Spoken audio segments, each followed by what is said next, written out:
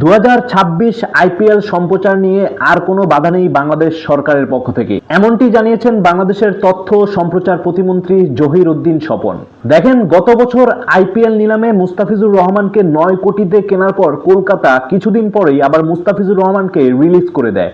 কারণ হিসেবে তারা জানান ইন্ডিয়াতে বাংলাদেশিদের নিরাপত্তা ইস্যু, যেই কারণে তৎকালীন সরকার এবং তৎকালীন বোর্ড, যে বোর্ড বর্তমানেও আছে, সেই বোর্ড একটি ডিসিশন নিয়েছিল যে বাংলাদেশের কোনো প্লেয়ার আর আইপিএল খেলতে যাবে না এবং বাংলাদেশ 2026 আইপিএল সম্প্রচার করবে না আমাদের দেশে। এবং এই ডিসিশনকে কিন্তু সর্বসাধারণ একসেপ্ট করেছিল এবং দেশের স্বার্থে এবং মুস্তাফিজুর রহমানের রিসপেক্টে তারা এই ডিসিশনকে মেনে নিয়েছে। এবং সরকারের পক্ষ থেকে ঘোষণা এসেছিল 2026-এর আইপিএল এর কোনো ম্যাচ বাংলাদেশে আর সরাসরি সম্প্রচার করা হবে না।